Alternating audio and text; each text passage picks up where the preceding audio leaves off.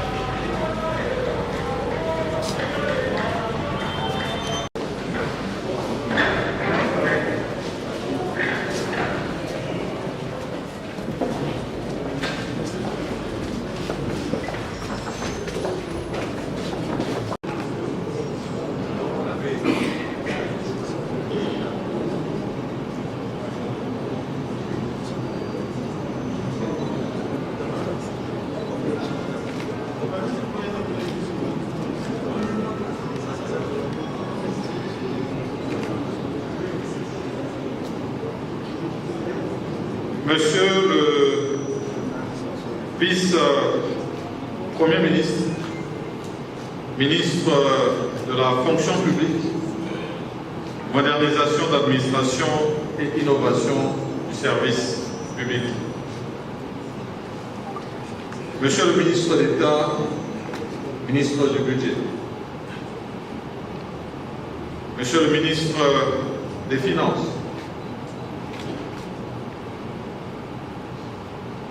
Monsieur le vice-ministre du Budget, Monsieur le représentant pays du Bureau international du travail, Mesdames et Messieurs les cadres et agents de l'administration publique, distingués invités en vos titres et qualités respectifs, Mesdames et Messieurs, bon après-midi à tous. C'était il y a plus ou moins 1h30 à 2h que j'ai dû être appelé pour répondre à une invitation de l'autorité. Invitation qui a coïncidé avec la rencontre que je devais avoir avec vous. Et je m'en serais voulu si je n'avais pas eu l'opportunité de finalement venir m'exprimer devant ces représentants du poumon de notre administration publique. Je procède ce jour au lancement officiel de la réunion de la commission paritaire gouvernement fonds syndicat de l'administration publique. Conformément à son engagement pris devant l'Assemblée nationale et dans le cadre de sa politique de modernisation de l'administration publique. Le gouvernement de la République a pris l'option du dialogue comme meilleure méthode de résolution de tous les problèmes qui pourraient se poser. Promouvoir le dialogue social pour toutes et pour tous. Tel est le credo inscrit en bonne et due forme dans son programme d'action 2021-2023 du gouvernement. Ce dialogue social concerne aussi bien le secteur privé que le secteur public de nos forces productrices. Telle est du reste la recommandation formelle que le gouvernement a reçue de son Excellence Félix Antoine Tshisekedi Tshilombo, président de la République, chef de l'État, auteur d'une vision de développement qui met d'abord l'homme au centre de tout. Et c'est de ce dialogue social qu'il s'agit aujourd'hui et qui doit s'agir tous les jours dans les rapports entre l'exécutif national et l'ensemble de son personnel. Je rends un profond hommage aux vertus du dialogue que nous inspire chaque jour son Excellence, Monsieur le Président de la République. Dialogue que l'Organisation internationale du travail voit dans toute forme de négociation, de consultation ou simplement d'échange d'informations entre les représentants des gouvernements, des employeurs et des travailleurs, selon les modalités diverses sur des questions relatives à la politique économique et sociale représentant un intérêt commun. Distingués invités, mesdames et messieurs, en tant que Premier ministre, je voudrais réaffirmer que le dialogue social, celui qui met face à face le gouvernement de la République et le monde syndical, représenté ici, au plus haut niveau, par l'intersyndicale nationale de l'administration publique, est une vertu permanente dans notre pays. Malgré son lourd passé autoritaire.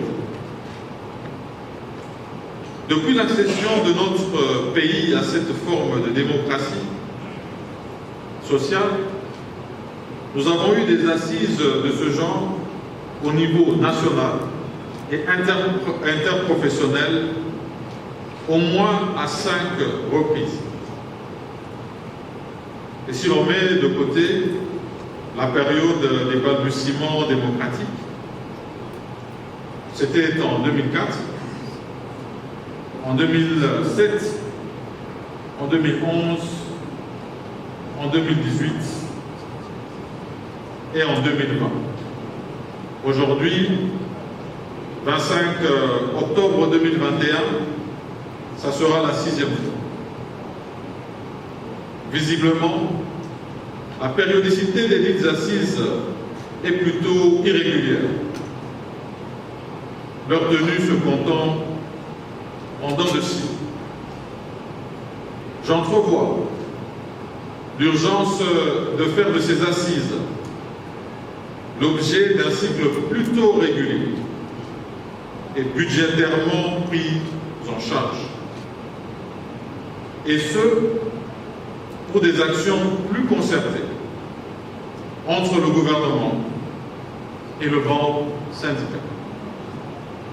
Et pour une accalmie toujours pérenne au sein de notre administration publique, tout secteur confondu. J'en confererai incessamment avec tous les membres du gouvernement concernés. Mesdames et messieurs, au-delà de cette formalité protocolaire, de donner le go à une activité qui devra se poursuivre dès demain à Bibon, dans la commune de la Célé, je voudrais saisir l'occasion qui m'est ainsi offerte pour circonscrire le contexte et la justification de la commission paritaire de cette année. Puis-je rappeler à vos mémoires que c'est à l'issue d'un atelier similaire organisé à Bibon, dans la commune de la Célé du 21 au 25 janvier 2020, avec l'ambition d'harmoniser les vues autour de la retenue de l'IPR fixée forfaitairement à 15% sur l'ensemble des assujettis sans distinction. Qu'un protocole d'accord avait été signé entre le gouvernement de la République et l'intersyndicale nationale de l'administration publique inadmissible, à laquelle s'étaient ajoutés 2 syndicats de médecins, le SINAMED et le CIMEC. Au terme des engagements pris par les parties en vertu du dit protocole, notamment en ce qui concerne l'IPR, n'avait-il pas été admis que l'impôt relevant du domaine de la loi, seule l'autorité revêtue de pouvoir législatif, le Parlement, en l'occurrence, devrait être saisi d'une solution durable à apporter à la question? Le gouvernement avait quant à lui aussi pris quelques engagements. Figure au nombre de ceux-ci, notamment la convocation de la commission paritaire sur la politique salariale envisagée au courant du mois d'avril 2020 et non réalisée suite à la survenance de la pandémie à Covid-19. Je mentionne ces quelques engagements uniquement pour souligner que les assises de cette année ne devront pas perdre de vue les arriérés récurrents des protocoles passés, quitte peut-être à les considérer sous un nouveau jour, du fait des adaptations nécessaires à opérer pour tenir compte du nouveau temps et du nouveau contexte. J'attends de ces nouvelles assises, surtout, l'engagement de combler le déficit de la réglementation qui existe en matière de rémunération. Déficit affermi de nos jours, notamment par la multiplicité tolérée des barèmes, eux-mêmes fortement disparates, sans négliger la nécessaire harmonisation qu'il convient de faire entre les différents grades et fonctions, ainsi que la révisitation des équivalences existantes entre les différents corps de l'administration publique. J'attends de ces assises également la décision de la suppression d'un certain nombre de discriminations qui existent encore dans l'octroi des différentes primes, sans oublier l'obligation que nous avons d'inverser les valeurs entre ces primes et la rémunération proprement dite. D'autres revendications peuvent également être abordées, notamment le non-respect des dispositions légales et réglementaires en matière de recrutement, de mécanisation, de promotion, d'avancement en grade et de titularisation. L'absence de planification de la mise à la retraite, et j'en passe.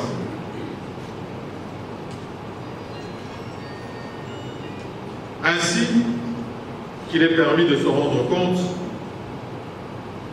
la prise en compte de toutes ces questions est de nature à concourir à l'amélioration des conditions de vie des agents de carrière des services publics de l'État, conformément d'ailleurs à la vision du président de la République, telle que bien heureusement traduite en termes d'action dans le programme du gouvernement approuvé à l'Assemblée nationale. J'y reviendrai toujours, tant qu'il faudra le répéter. Son Excellence, Monsieur le Président de la République, tient l'administration publique pour un levier majeur du relèvement socio-économique de notre pays. Nous devons tous nous inscrire dans ce schéma. Le Congo, aime-t-il à marteler, se doit de se doter d'un appareil administratif qui soit à la hauteur de sa dimension et de sa vocation à devenir une puissance au cœur du continent africain. Aux participants désignés de cette commission paritaire, mon adresse est bien simple. Le sens de responsabilité, le réalisme et le pragmatisme doivent guider vos réflexions et constituer le socle des options que vous aurez à proposer. Sans vouloir jouer à l'anticipation, il est attendu que vous dressiez ici, à la fin de vos travaux, les jalons d'une politique de rémunération cohérente, proposant un projet de barème général de référence pour que l'ensemble du personnel de carrière des services publics de l'État et qui soit à la fois acceptable à moyen et à long terme.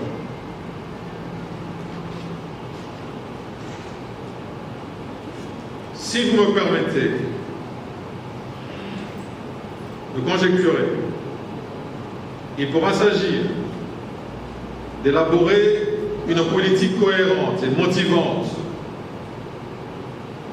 de rémunération qui tient compte des équilibres du budget d'État en vue d'un barème général de référence. De définir une politique cohérente d'octroi des primes, de proposer le traitement de base de référence pour les agents cadres, pour les agents et cadres de l'administration publique,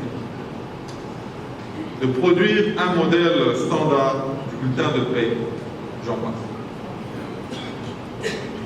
Partant de vos propositions, le gouvernement organisera en décembre prochain une grande conférence sur la rationalisation de la politique salariale dans notre pays. Mesdames et messieurs, en parcourant la note d'accompagnement contenant les termes de référence de ces assises, j'ai pu apprécier la qualité des différents orateurs et intervenants qui ont été sélectionnés en vue des travaux en plénière ou en commission. Et bien que Bibois soit relativement éloigné de mon office, je voudrais plutôt vous rassurer de mon accompagnement politique et surtout de mon oreille attentive jusqu'à la clôture des travaux. Et mon souhait le plus ardent est que cette fin soit heureuse, pareillement pour les deux partenaires, le gouvernement et le monde syndical. Sur ce, au nom de son Excellence, Félix-Antoine Tshisekedi Tshilombo, président de la République, chef de l'État, je déclare ouvertes les assises de la commission paritaire du gouvernement banque syndicale de l'année 2021. J'ai dit et je vous remercie.